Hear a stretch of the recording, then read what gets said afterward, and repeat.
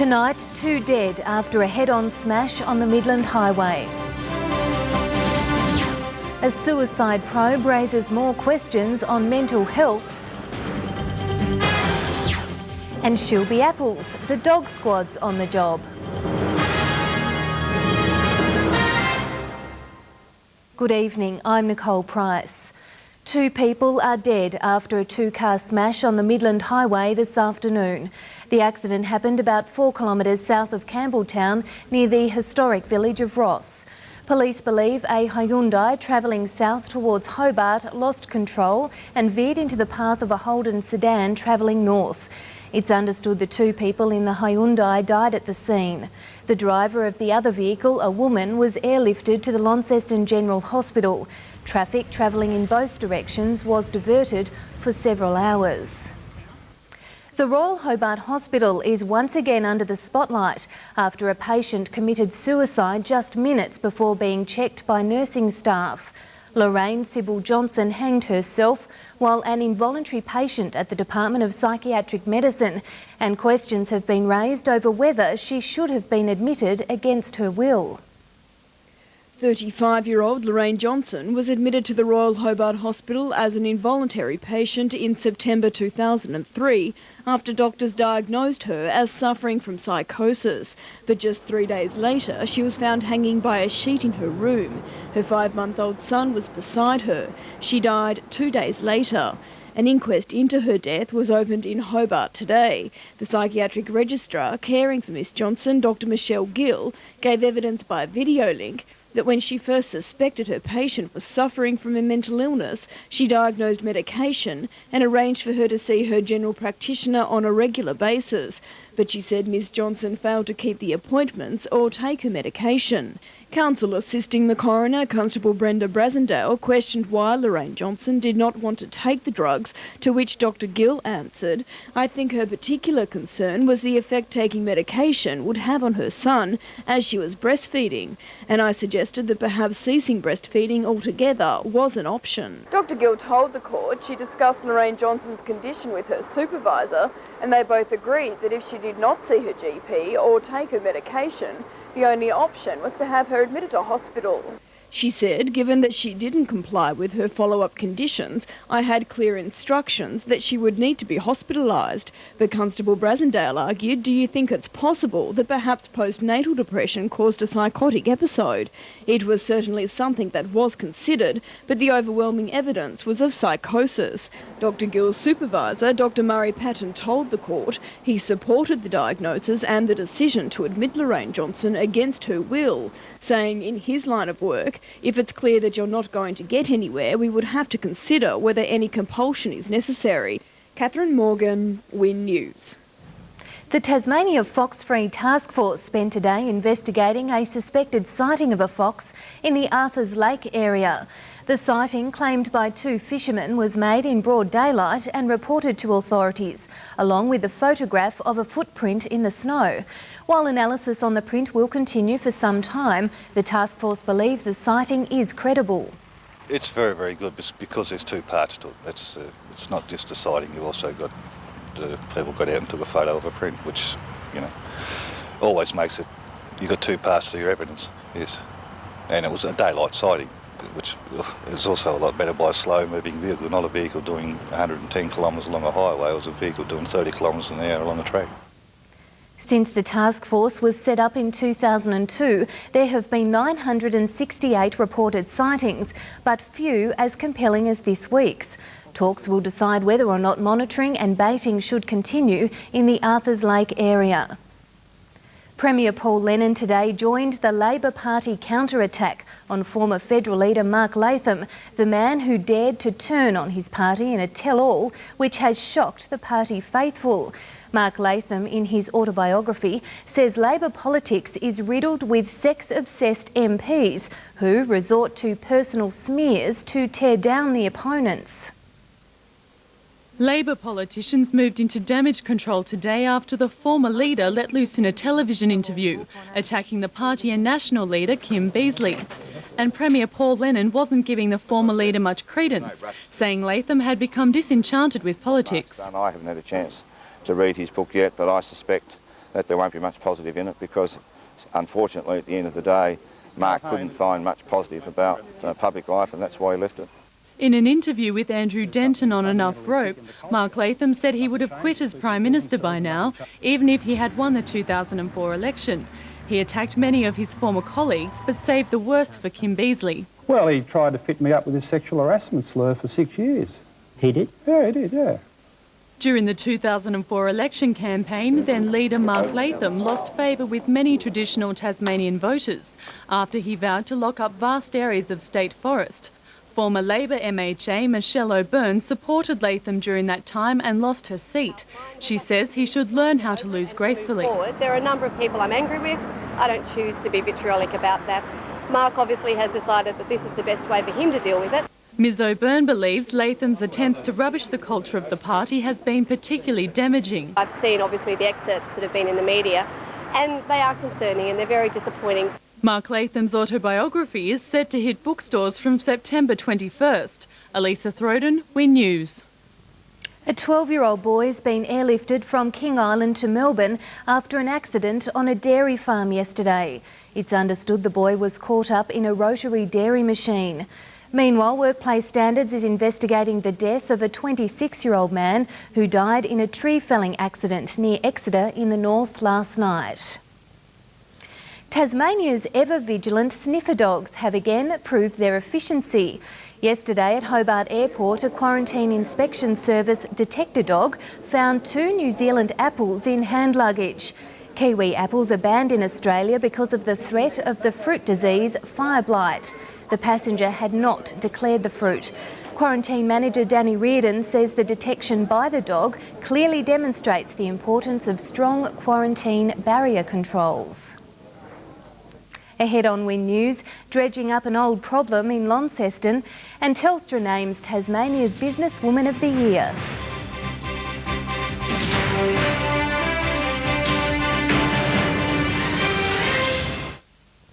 Welcome to Little Oberon. I've had so many visitors. A sleepy village. There's a witch in town. About to be woken. Natasha! Sigrid Thornton leads a stunning Australian cast in a year's biggest mystery. Where is she? The world premiere. I've got to get out of this place. Little Oberon, 8:30 Sunday on Win. Oh no, my mobile bill! I'm going into shock. Not anymore. With Kui's $49 mobile plan, you know up front the most you'll pay each month. $49. You can make up to $230 worth of calls each month, and the most you'll pay is just $49. Tops. $49, my favourite number. And from just an extra $15, you can have the latest and greatest Sony Ericsson, complete with a 2-megapixel camera. Smile. For savings that aren't just talk, call Kui.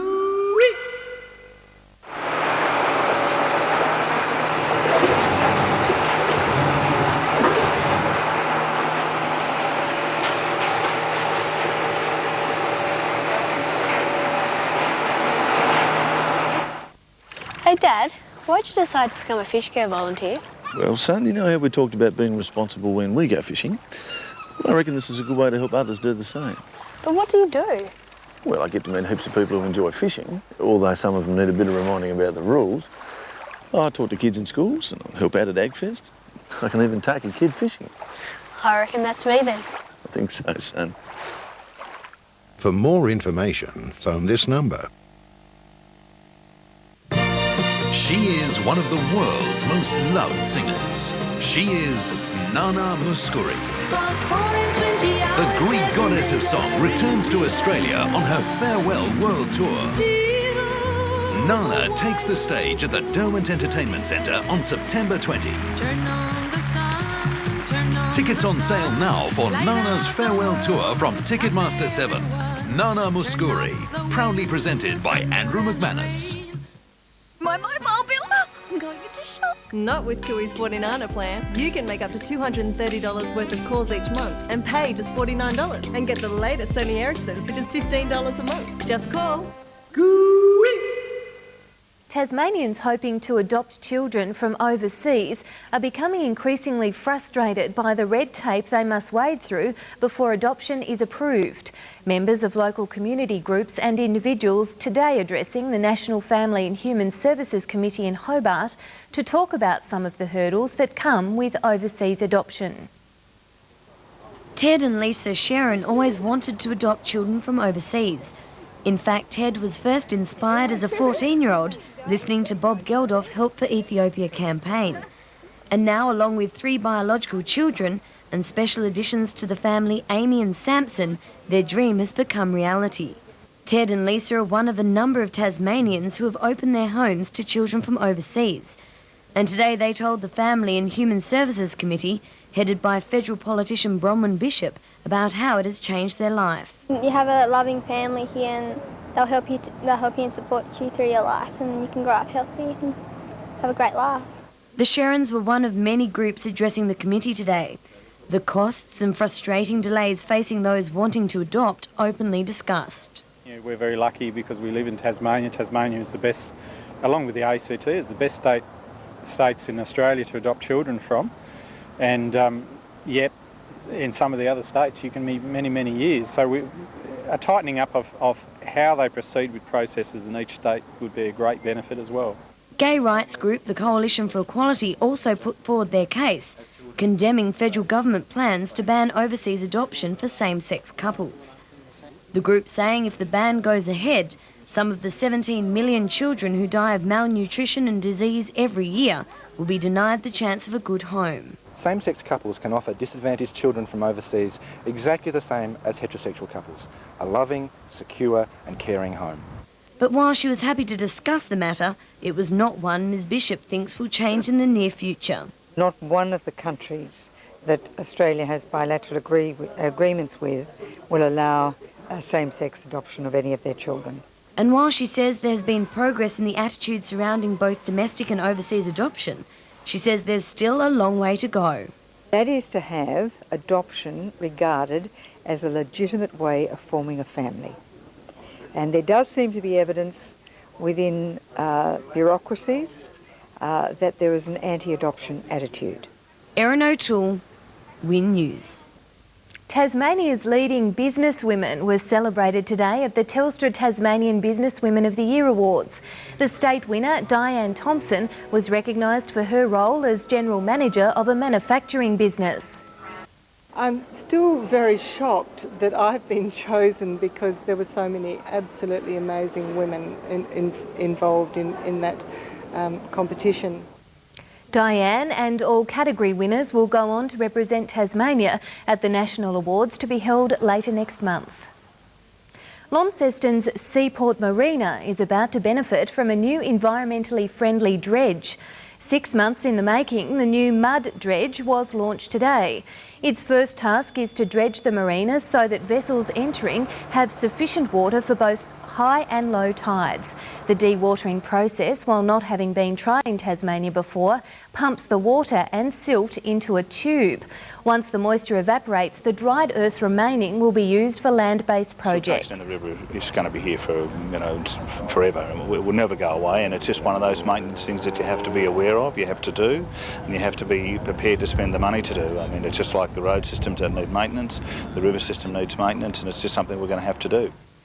Hopes are high that this slick new vessel will help alleviate those ongoing siltation concerns.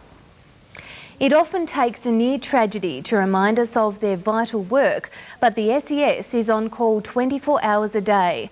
These tireless workers are responsible for saving many lives, and their dedication is hard to match. The freshest example of their efforts was yesterday's rescue in the Meander Valley in northern Tasmania, which finished with a happy ending. Fantastic, getting a good result like yesterday, finding the 6 children and 3 adults, working with the volunteers. They're all fantastic people. It's just a great job. It's very tiring and demanding, but it's a fantastic job working with some great people. Martin Boyle and his team of State Emergency Service volunteers work relentlessly, complementing police services. We're just doing a job. We like doing it. We enjoy working with the volunteers, so we're certainly not heroes. We're trained to do what we do. Though somewhat modest, the role of the State Emergency Service volunteers is not one to be underestimated. These angels in orange are indeed unsung heroes.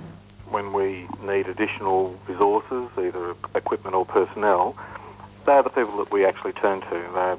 You could refer to them as our go-to people. Mary Ann Harris, Win News. Those who help make our community a safer place could soon be rewarded. Tasmania Police today launched this year's Crime Prevention and Community Safety Council Awards. Aimed at recognising those who have contributed to crime prevention, the awards include categories for volunteer, individual and groups that have in some way prevented or reduced crime within the Tasmanian community. The work of ordinary Tasmanians making a big difference. In that people engage with their own communities, take an interest in their own communities, and we know from the Tasmania Together project that without the community involvement, in the end, we've got a very difficult job made harder. Award winners will be announced in November. Tasmania's Royal Agricultural Show season opened today, with organisers expecting a huge turnout to the annual shows in Hobart, Launceston and Burnie. The shows, with the family in mind, will again feature a host of wild rides, equestrian events, stunts and of course the animals. Sheep being shorn, cows and goats being milked, chickens being hatched and things in the kennel and on the arena, so it'll be a fantastic fair of events for families to come along and have a look. Tasmanian vegetable growers will also use the show as a platform for the Fair Dinkum food campaign. Organisers releasing a series of taste buddies, temporary tattoos, to support farmers. And sports now with Alex and Northern Tasmania ready for a big weekend of football. Yes, Nicole, the grand finals have arrived. We'll preview them next. And a big fish visits Hobart.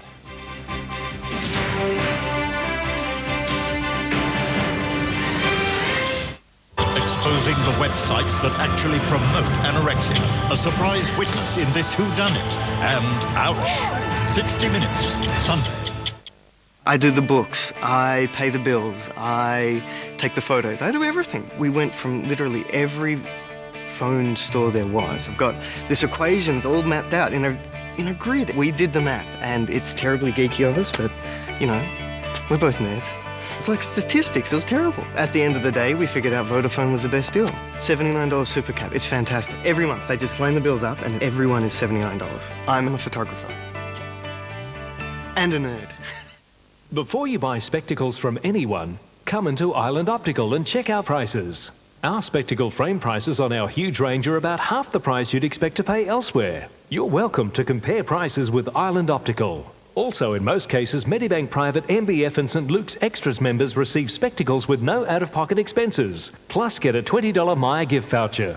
Come in and compare prices at Island Optical, Centrepoint, Murray Street, Hobart and 6 to 8 The Quadrant, Launceston. While other CEOs are relaxing at the weekend, ours is doing product testing. And coming up with great deals. Right now, we're giving away $50 free fuel when you buy 4 Michelin tyres featured in our catalogue. Like Michelin Energy XM1 for small cars, just $109, and large cars are low $119. And Michelin Synchrone to suit 4-wheel drives, $249. Race in today for free fuel. Here's where. Tyres are our life. Here's 2 great reasons to purchase a copy of the Saturday Mercury this weekend. The Saturday Mercury is giving every reader a free CD of The Lion King featuring the show's most memorable songs. Just take the token to your newsagent and receive your free CD. Plus, the chance to win one of 10 Melbourne packages to see a live performance of The Lion King, including airfares and accommodation. So grab your copy of the Saturday Mercury for your free CD and the chance to win one of The Lion King packages. The Mercury. Today's the day. A beautiful girl with an amazing gift, silenced. Too much pressure or too much obsession? Without a Trace, Wednesday. Finals fever hits its peak in Northern Tasmania, with the NTFL and NTFA grand finals both played out tomorrow. Burnie and Georgetown are the respective flag favourites, but at least one upset looks possible. On paper, the NTFL version of the grand final is a repeat of last year, a battle between the Burnie Dockers and Devonport, but there's a new landscape. The Dockers have included 7 players that weren't in their 2004 lineup, and Devonport is on a huge high after beating Burnie in a semi-final 2 weeks ago. Yeah, they did all their homework and had a lot of matchups that probably didn't suit us and caught us out, caught us a bit napping, but hopefully we're better prepared this week. Devonport says it's content with its steady-as-it-goes attitude which has seen the side suffer just one defeat since May the 29th. Slowly improving, improved a lot on last year's. We know what we're in for, and last year's held us in good stead for this year's. And while Mother Nature may set down wet conditions for the game, the ground at Latrobe holds no fears for the Dockers. We've lost one game in probably 7 appearances there. That was to Latrobe. Yeah, it's a bit of an exciting ground to go visit when you've got a record like that. While the Dockers have reigned supreme in the last 4 grand finals, Devonport hasn't played favourites at the selection table. There was a few tough decisions made at training, and yeah, a couple have missed out, so we've got a full strength side which yeah, should hold us in good stead. A new addition to the umpiring ranks tomorrow is a teenager officiating at his first NTFL grand final. The 19-year-old Coca-Cola office worker did the hard yards mid-year. I did 9 senior games during the year. You had to do at least 8 to qualify, and 3 other guys qualified for it. Meantime, finishing touches are almost complete for the other Northern Footy Grand Final in the NTFA. And if the St Kilda Saints are short price favourites to beat Sydney at the MCG tonight, then the Georgetown Saints are raging hot favourites to down Deloraine here at Aurora Stadium tomorrow. The players, they've got the calibre, the Chrissy Jones, the Michael Towns, who this year has kicked 90 goals throughout the season. And this same game last year kicked 10 in a winning grand final side, which is no mean effort. Yeah, they're really hot favourites for sure. As Georgetown will be booting for 4 consecutive NTFA flags, Deloraine has made the grand final in only its 2nd year back in the competition. To be in a grand final in that is a great achievement by any club, and they've certainly got things rolling out there. Peter Gilligan, Win News. 4 Tasmanian golfers are off to the Australian final of the Aaron Baddeley World Junior Championship. Launceston's Adam Ring will join Port Sorell's Alex Hamilton in the boys event, while Royal Hobart's Ashley Dewhurst and Kingston Beach's Laura Richards will represent the girls. Meanwhile, no luck for the men's senior side playing in Western Australia. Tasmania are 4-0 down to the halfway mark of their clash with New South Wales. Yesterday, the side was beaten by South Australia, despite a good win from captain John Cassidy. Former AFL star Paul Salmon says Tasmanian-born Essendon ruckman Jason Laycock's future is in his own hands. Salmon, who was the guest speaker at Bill Sorrell's lunch, said Laycock's talent and ability is obvious. He just needs to apply himself. The annual AFL Grand Final lunch once again provided a packed house. Organiser Bill Sorrell all smiles as more than 700 footy fans settled in for a big afternoon. Guest speaker Paul Salmon a little nervous about what lay ahead. I've heard a lot about Bill Sorrell's lunches, and if I'm still standing at the end of it, apparently I've done a good job. But I'm excited about it. It's quite an honour to be asked to speak at the luncheon, and looking forward to the experience. 2005 has been Salmon's first year away from football, but he's managed to keep an eye on former East Devonport ruckman, now bomber, Jason Laycock. For guys like Jason Laycock, it's just a small matter of whether they want to grab the opportunity, and if he really wants it badly enough, he can be a very influential player for Essendon for a long time. Salmon says that despite a poor showing this season, Essendon will bounce back. Well, Sheeds knows how to regenerate a side. Doesn't need any advice from anyone, in particular me, but he's done it on many occasions. I think he's got designs on a couple of key components in this next draft period. If he gets those, look out the Bombers next year. I think they'll step straight back into the 8. But with the Dons and the Hawks well and truly out of this year's premiership race, the Fish is tipping an upset. I've got my eye on the Swannies at the moment. I think they're pretty match hardened, match toughened. They've got a pretty good list together. All their players seem to be up and running. And I do think the winner of the premiership will come from the winner of this week's game, or tonight's game, between St Kilda and the Swans. Members of the 1995 victorious Launceston Tornadoes basketball side have gathered to celebrate their national success. The last player of the team flew into Launceston this afternoon. There were emotional scenes at the Launceston airport as the last link in the Tornadoes' winning chain of events a decade ago arrived from the American state of Hawaii after getting leave as a police officer to attend this weekend's reunion. Yeah, I ran through some problems, but after some talking, trying to convince them and letting them know the history and why the trip, what it was for, then they helped me out and let me go. The weekend reunion will see the players of the past take on this year's team in an exhibition match tomorrow night, when memories will flow of the feats of the Tornadoes of 1995. just getting through to the finals in the last week and then 5 or 6 games on the trot to come away with a national title. It's something that was pretty dear to most of us, and we're really looking forward to catching up this weekend. In boxing, Tasmanian Daniel Gill is primed for his 8th professional fight tonight in Sydney, where he takes on Queenslander Steve Duay in the IBF Pan-Pacific title. The Gill fight is the main bout over 12 rounds, and his Tasmanian trainer Graham George said from Sydney late this afternoon the potential junior middleweight champion is fighting fit. And in motorsport, they're gearing up at Highclere on the northwest coast for this weekend's Massport Cup 125cc high-performance karts, which reach speeds of 135 kilometres per hour. 100 entries have been received for the 2 days of action, and practice will begin tomorrow morning at 8 o'clock. Peter Gilligan, Win News. And Nicole, that's it for sport. Have a good weekend. Thanks, Alex. You too. The weather's next.